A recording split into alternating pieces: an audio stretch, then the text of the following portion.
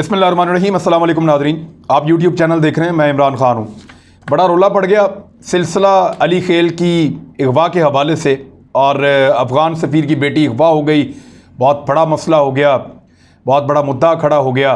पाकिस्तान की रियासत ज़िम्मेदार, पाकिस्तान जो है वो सिक्योरिटी नहीं दे पा रहा डिप्लोमेट्स को और उनकी फैमिलीज़ को।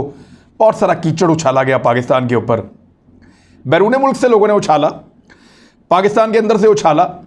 अफ़गानिस्तान को पेट में इतना मरोड़ हुआ कि उनके सदर ने कहा जी सफारती अमला वापस बुलाओ अफ़गानिस्तान में, यानी जो सफारती अमला अफ़गानिस्तान का पाकिस्तान में मौजूद है सबको वापस बुलाओ, हम एहतजाज कर रहे हैं।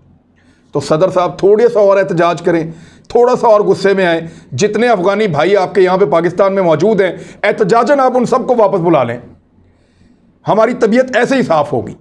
हम इसी सज़ा के काबिल हैं। आप सारे पाकिस्तानी, पाकिस्तान के अंदर जितने अफ़गानी हमारे भाई मौजूद हैं, उन सबको आप वापस बुला लें नाराज़ होके। ये तो कोई बात नहीं हुई। हम हमेशा अपना दरवाज़ा खोल के रखें, अपना दिल खोल के रखें, हमेशा आपकी मदद करें, हमेशा आपके काम आए, और जब आपको मौका मिले तो आप इस तरह की हरकतें करें। मैं साबित करता हूँ कि कैसे ये ड्रामा था। आज सारे हक़ाइक़ आपके सामने रखूँगा। बड़ी मुश्किल से सारी इंफॉर्मेशन इकट्ठी की है। अब आपको बताते हैं कि सिलसिला अली खेल अगवा हुई थी या नहीं, ये कहाँ गई थी, ये खुद क्या कह रही है, हक़ाइक़ क्या कह रहे हैं, तहकीकात में क्या चीज़ें सामने आई हैं, और इसने कौन कौन से झूठ बोले, वो सारा कुछ मैं आपको अभी बताता हूँ। लेकिन पहले ज़रा अपनों की खबर लें। हमारे बहुत सारे सहाफ़ियों ने बगैर तहकीक के पाकिस्तान की रियासत को ज़िम्मेदार ठहरा दिया। बहुत सारे सियासतदानों ने भी यही किया, यानी मोहसिन दावड़ वगैरह तो करना ही था, उन लोगों का मंजूर पश्तीन उसको बोलना था। तालिबान भी बोलना शुरू हो गए। तालिबान ने कहा जी बहुत गलत हो गया ये, और पाकिस्तान को फौरी तौर पे एक्शन लेना चाहिए, पाकिस्तान को बंदे पकड़ने चाहिए, पाकिस्तान को उनको सजा दिलवानी चाहिए फॉर गॉड सेक। यानी अगर हम तालिबान को ये कहें कि जाओ जाके पकड़ो टीटीपी के लोगों को, वो क्यों नहीं पकड़ते? ये जो एक तरफा मोहब्बत है वो नहीं होती कभी भी। तालिबान को ये बात समझनी पड़ेगी कि वो अफगान हुकूमत नहीं है, ये मामला अफगान हुकूमत और पाकिस्तान के बीच का है। तालिबान किस अथॉरिटी के तहत पाकिस्तान को चैलेंज कर रहे हैं, नंबर एक। नंबर दो, क्या अगर वो अथॉरिटी रखते हैं तो पाकिस्तान के अंदर जो हमले करते रहे हमारे दुश्मन जो अफगानिस्तान में मौजूद हैं, उनको हमारे लिए मारेंगे या उनको पकड़ के हमारे हवाले करेंगे? तो पहले तहकीकात करनी चाहिए। एक झूठ के ऊपर इतना बड़ा मामला जो है वो खड़ा कर दिया गया। अब आप देखें कि मरियम नवाज साहिबा ने एक जलसे के अंदर अजीबोगरीब तरीके से इस सारे मामले को पोर्ट्रे किया है। मरियम नवाज ने क्या कहा, ज़रा ये देखें। मरियम नवाज का स्टेटमेंट है कि अफ़गान सफ़ीर की बेटी अकेली थी या टैक्सी में सफ़र कर रही थी, हिफाजत हुकूमत की जिम्मेदारी थी। मरियम नवाज का ये जो हवेली के अंदर उसने खिताब किया आज़ाद कश्मीर में, वहाँ पे उसने ये बात की। दिन दहाड़े अफ़गान सफारतकार की बेटी अगवा होती है और तुम मुंह देखते रह जाते हो। वजारत दाखिला से बयान आ रहे हैं कि अकेली होने की वजह से अगवा हुई। अफ़गान सफ़ीर की बेटी अकेली थी या टैक्सी में सफ़र कर रही थी, हिफाजत तुम्हारी जिम्मेदारी थी। अच्छा, अब ये मरियम नवाज ने तो फैसला सुना दिया कि वो अगवा हुई है। उस लड़की की बात पे यकीन किया और अफ़गानियों की बात पे यकीन किया। पाकिस्तान की रियासत, पाकिस्तान के रियासती इदारों की तहकीकात, इसके ऊपर यकीन नहीं किया। किसकी तरफ से खेल रहे हैं आप, किसके साथी बने हुए हैं आप? मैं आपको साबित करता हूं हुआ क्या, पूरी कहानी आपको सुनाते हैं। पहले तो आप लड़की की कहानी सुने। ये एक मैप है, एक नीट मैप भी है, वो भी आप देख लीजिएगा, लेकिन यहां से मैं आपको ज़रा समझा देता हूं। ये है जी इस्लामाबाद का नक्शा, ये डिप्लोमेटिक इनक्लेव, ये एरिया जहाँ पे मैं पेन लगा रहा हूँ, ये यहाँ से ये लड़की, ये F7 में है। इसके आसपास वज़ीर आज़म सेक्रेटेरिएट भी है, फॉरेन ऑफिस भी है, वजारतों के दफ्तर भी हैं, सुप्रीम कोर्ट भी है। बड़ा हसास इलाका है और यहाँ बहुत सिक्योरिटी होती है। यहाँ सारे सफ़ीर रहते हैं मुख्तलिफ मुल्कों के। ये डिप्लोमेटिक इनक्लेव से निकलती है, पैदल बाहर आती है, एक टैक्सी लेती है और यहाँ खड्डा मार्केट में आ जाती है। यहाँ पे एक खड्डा मार्केट है और एक तरफ सितारा मार्केट है। ये इस खड्डा मार्केट में कुछ नहीं मिलता। यहाँ बसों के स्टैंड हैं, वैगनों के स्टैंड है, ये इस किस्म की मार्केट है। यहाँ कोई ऐसी चीज़ नहीं मिलती जिसको ये तोहफे के तौर पे लेती। टैक्सी वाला इसको यहाँ उतारता है। उसके बाद बकौल इस लड़की के ये एक और टैक्सी में बैठती है जो इसको दामने को की तरफ ले जाती है। यानी यहाँ से ये बैठी टैक्सी में और दामने को की तरफ जा रही है। अब ये एक झूठ है, बल्कि पहले इसका आप स्टेटमेंट सुन लें। वो कहती है इस टैक्सी वाले ने रास्ते में एक बंदे को और बिठाया बीच में कहीं रास्ते में, और उस बंदे ने मेरे ऊपर टॉर्चर किया, मुझे धमकियां दी और मुझे ज़ोदोकोप किया। मैं डर के बेहोश हो गई। इन्होंने यहां कहीं दामनेको के करीब एक कचरे के ऊपर मुझे फेंक दिया। मैं यहां से उठी, एक और टैक्सी वाले को लिया। अब मेरे कपड़े फटे हुए थे, मैं घर नहीं जाना चाहती थी। एक और टैक्सी वाले को लिया और फिर F6 में गई और F6 से ये F9 में पहुंच गई। F6 और F9 ये एक ही टैक्सी वाले ने 2 जगह पे लेकर गया। F6 में लेकर गया टेलीफोन करवाने के लिए, फिर F9 में लेकर गया।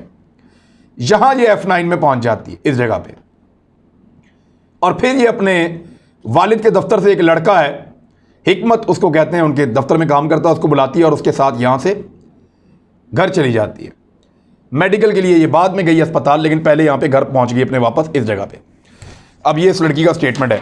अब ये जो गवर्नमेंट का मौक़िफ़ है उसके मुताबिक ये लड़की यहां से निकली और बाहर पैदल आई। डिप्लोमेटिक इनक्लेव से निकलने के बाद इसने टैक्सी ली और यहां खड्डा मार्केट आई। खड्डा मार्केट से इसने दूसरी टैक्सी ली और उस टैक्सी से ये नीचे रावलपिंडी चली गई। रावलपिंडी चली गई और रावलपिंडी में ये पहुंची गक्खड़ प्लाजा में। जो लोग वहां रहते हैं इस्लामाबाद रावलपिंडी सारे जानते हैं, गक्खड़ प्लाजा शॉपिंग वाली एक जगह है। ये यहां से नीचे रावलपिंडी गक्खड़ प्लाजा चली गई। गक्खड़ प्लाजा से ये वापस दामनेको की तरफ गई। इसकी फुटेज मौजूद है कि ये गक्खड़ प्लाजा गई है। गक्खड़ प्लाजा में भी इसकी फुटेज है, यहां जाते हुए भी फुटेज है, आते हुए भी फुटेज है। यहां से ये पहुंच गई दामनेको। दामनेको से ये लड़की ने एक और टैक्सी बुलाई और उसको कहा कि मैंने टेलीफोन करना है। वो इसको ले गया F6 में। F6 से वो इसको ले गया F9 पार्क में। यहां से ये लड़की वापस अपने घर नहीं जा रही, यहां से ये लड़की इस तरफ जा रही है F9 पार्क में। और यहां F9 पार्क में पहुंच के इसने हिकमत को बुलाया। हिकमत इसका दोस्त है, ये इसका क्लास फेलो है, अफगानिस्तान में इसके साथ पढ़ता रहा है। मैं आपको बताऊंगा सारे हकाइक। ये अफगानिस्तान में इस लड़की के साथ पढ़ता रहा है और इसका बहुत ताल्लुक वाला है। इस लड़के को इसने यहां पे बुलाया और ये लड़का इसको वापस लेके घर चला गया। अब जरा थोड़ी सी तफ्तीश और जो की गई है पुलिस की जानिब से, इदारों की जानिब से, वो आप ले लें। इसने टैक्सी वाले से भी फ़ोन मांगा था जब ये दामनेको में खड़ी थी, तो टैक्सी वाले ने कहा जी मेरे पास तो नहीं है, आप बात नहीं कर सकती उससे। फिर ये F6 तक गई और वहाँ पे इसने एक रेडी वाले से टेलीफोन लेकर कॉल की हिकमत को। उसका इसको नंबर ज़ुबानी याद था कि F9 पार्क में आ जाओ और मुझे आकर घर ले जाओ। और वहाँ ये कोई मशकूक हरकतें कर रही थी, यानी अजीब तरीके का बिहेव था इसका। इसने कहा जी मेरे पास टेलीफोन नहीं है, इसलिए इसने पहले टैक्सी वाले से मांगा, रजिस्टर किया टैक्सी वाले को कि मैं तेरे से फ़ोन मांग रही हूँ। फिर इसने फ़ोन मांगा रेडी वाले से, रजिस्टर किया कि मैं अपना फ़ोन मेरे पास नहीं है। फिर जो इसका दोस्त है हिकमत, जो इसका पुराना क्लास फेलो है, जो हाल ही में अफगानिस्तान से आया, इसने उसको कॉल किया और उसको कहा कि मुझे लेकर जाओ घर वापस। और वहां से घर जाने की बजाय ये पहुंची F9 पार्क में और वहां से अपने घर गई है। इस लड़की ने पुलिस को अपने बयान में कहा जी मैं कभी आज तक रावलपिंडी गई नहीं, कभी नहीं गई आज तक रावलपिंडी। इसने पुलिस वाले को यह कहा अपने बयान में। तो पुलिस वालों ने इसको फुटेज निकाल के दिखाया कि ये रावलपिंडी का गक्खड़ प्लाजा है और यहां पे तुम गई हो, किसको मिलने गई हो ये आप जाने, आपका काम जाने, लेकिन आप यहां गई हैं, आप ये हकीकत हमसे छुपा रही हैं। इसने कहा जी मैं तो आज तक नहीं गई। तो उन्होंने कॉल रिकॉर्ड निकाल के पिछले कुछ अरसे के दिखाए पुलिस ने कि आपकी 4 मरतबा लोकेशन आपके मोबाइल फोन की रावलपिंडी तक गई है। आप 4 मरतबा अपने मोबाइल फोन को इस्तेमाल करते हुए रावलपिंडी पहुंची हैं और यह 5वीं दफा है।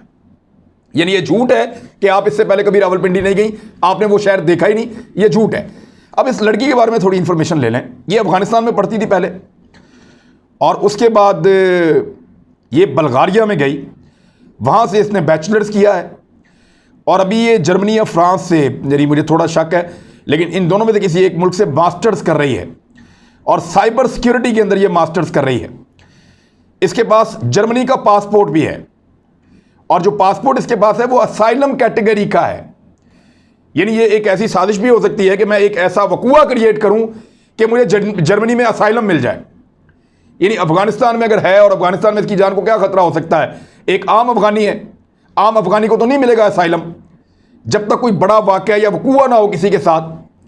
लिहाजा ये ऐसा लगता है, ये एक शक किया जा सकता है या तो कोई और एक्टिविटी थी, ये एक पूरा ड्रामा है पाकिस्तान को बदनाम करने का। भारतीय मीडिया इसको बात उठा रहा है, खूनी लिबरल्स इसको बात उठा रहे हैं, मरियम नवाज ने इसके ऊपर शोशा छोड़ा है फौरी तौर पे, पता नहीं कहाँ से इनको हुक्म आता है, सबको एक साथ शुरू हो जाते हैं। बहरहाल ये लड़की किसी एक लम्हे भी अगवा नहीं हुई। ये जो सारे टैक्सी वाले हैं, 4 टैक्सी ड्राइवर हैं, 5 इसकी राइड्स हैं। पहली घर से पैदल बाहर, वहाँ से खड्डा मार्केट, खड्डा मार्केट से गखड़ प्लाजा दूसरी टैक्सी, गखड़ प्लाजा से दामने को तीसरी टैक्सी, दामने को से F6 चौथी टैक्सी, F6 से F9 वही चौथी टैक्सी। 4 टैक्सियों में 5 मुकामात पे गई है, लेकिन ये मानती नहीं है। ये कहती है कि मैं सिर्फ 3 मुकामात पे गई हूं, बाकी 2 मुकाम ये बीच में से खा रही है, ये बताती नहीं है।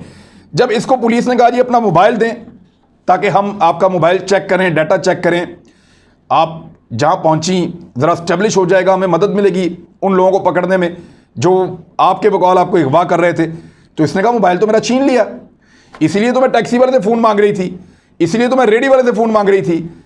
लेकिन हुआ ये कि कच्ची खिलाड़ी निकली। वहाँ पे जो सीसीटीवी फुटेजेस इकट्ठी की एजेंसीज ने और पुलिस ने, उसमें ये एक साइड पे खड़ी होकर अपना मोबाइल फ़ोन भी इस्तेमाल करती हुई पाई गई है। यानी इसने सिर्फ उस रेडी वाले से हिकमत को फ़ोन नहीं किया, बल्कि इसने अपने मोबाइल फ़ोन को भी इस्तेमाल किया है। व्हाट्सएप डाटा इस्तेमाल किया हो या कुछ और किया हो, लेकिन इसने वहाँ पे इंटरनेट इस्तेमाल किया है F6 में, और F6 में इंटरनेट इसका इस्तेमाल हुआ, उसका रिकॉर्ड भी हुकूमत के पास मौजूद है। तहकीकाती इदारों ने पूरा पोल खोल कर रख दिया है। अब इसके झूठ गिन लें आप। नंबर 1 ये कहती है कि मैं कभी भी आज तक रावलपिंडी नहीं गई, 5 मरतबा साबित हो गया, फुटेज इसको दिखा दी, हर चीज़ से साबित हो गया रावलपिंडी गई। नंबर 2 ये कहती है मुझे मार कुट के बेहोश किया गया। कोई भी टैक्सी ड्राइवर इस बात को मानने को तैयार नहीं है। ये कहती है मुझे टैक्सी के अंदर जोतोकोप किया गया, मारा गया, टैक्सी ड्राइवर पकड़े गए हैं और ऐसी कोई चीज़ एस्टैब्लिश नहीं हुई। ये कहती है मुझे अगवा किया गया, कोई एक क्लू भी इसके अगवा का नहीं मिला। ये कहती है मेरा फ़ोन वो लोग छीन कर ले गए थे, लेकिन जब इसको फुटेज दिखाई गई कि जनाब ये फ़ोन आप इस्तेमाल कर रही हैं छुप के, तो फिर इसने कहा हो सकता है मैं भूल गई, मेरे पास घर में होगा। तो ये वापस अंदर जाती है, अपने मोबाइल फ़ोन का सारा डाटा डिलीट करती है, each and everything. WhatsApp, Instagram, Facebook, Twitter, हर चीज़ को इसने, क्योंकि साइबर सिक्योरिटी के अंदर ये ऑनलाइन स्टडी कर रही है यूरोप से, इसको इतना तो पता है, तो इसने अपना सारा डाटा डिलीट किया। डाटा डिलीट करने के बाद इसने फ़ोन ला कर दिया पुलिस वालों को कि जनाब ये मेरा फ़ोन है। पुलिस ने कहा इसका हमने क्या करना है, ये तो डब्बा पैक हो गया, अब कोरा फ़ोन। लेकिन पुलिस उसको लेकर चली गई है। हमारे पास भी टेक्नोलॉजी है, पुलिस अब उसका फोरेंसिक करेगी और पता चलेगा कि ये खातून कब कब कहाँ कहाँ जाती रही, किस किस से राब्ते में रही। बहुत मुमकिन है ये पाकिस्तान के खिलाफ एक साजिश हो, एक बड़ी खबर बनानी हो, पाकिस्तान को बदनाम करना हो, जिसमें लोग अपना हिस्सा डाल रहे हैं। और ये भी मुमकिन है कि ये लड़की अपने असाइलम की कार्रवाई को तेज़ करने के लिए अपने अगवा का एक भोंडी कोशिश इसने की है। अब जब इसके बाप के सामने कुछ मुश्किल सवालात पुलिस वालों ने इससे पूछे, इसके पास जवाब नहीं था, तो इसका बाप नाराज़ हो गया, जी आप जाएं उठ के यहाँ से, आप बंदे पकड़े नहीं जा रहे आपसे, अब हमसे ही आप तफ्तीश कर रहे हैं। भैया आप बताएंगे तो बंदे पकड़ेंगे, सारा का सारा खुरा आपके घर में निकला है। तो ये बहुत अजीब सिचुएशन है। वाक़या होने के 1 दिन के बाद रिपोर्ट करना, पहले घर चले जाना, बाद में हॉस्पिटल जाना। और एक और चीज़, अस्पताल के अंदर जो इसका मेडिकल है वो भी मैं आपको आने वाले वक्त में दिखाऊंगा इंशाल्लाह। इसका मोबाइल फ़ोन डाटा भी हासिल करते हैं, वो भी आपको दिखाएंगे, बताएंगे आपको। लेकिन जो अस्पताल के अंदर इसका मेडिकल हुआ है, इसके पूरे जिस्म पे टॉर्चर का कोई निशान नहीं है, किसी किस्म का कोई टॉर्चर इसके ऊपर नहीं हुआ। ये डर के बेहोश हो गई, इसने ये फिर बाद में मौक़िफ़ लिया, एक्चुअली मैं डर के बेहोश हो गई थी। उधर अफगानिस्तान में जंग लगी हुई है, बल्गारिया से पढ़ के आई है, साइबर सिक्योरिटी में MSc कर रही है और डर के बेहोश हो गई थी। तो ये ऐसे नहीं होता, इतने सारे झूठ एक साथ बोलकर आप एक मुकदमा खड़ा नहीं कर सकते। ये 2 नंबरी पाकिस्तान के खिलाफ हुई है। अब भी अगर किसी को समझ नहीं आती तो खुदा हाफिज़। अपना ख्याल रखिएगा, अपने इस चैनल का भी। अल्लाह हाफिज़।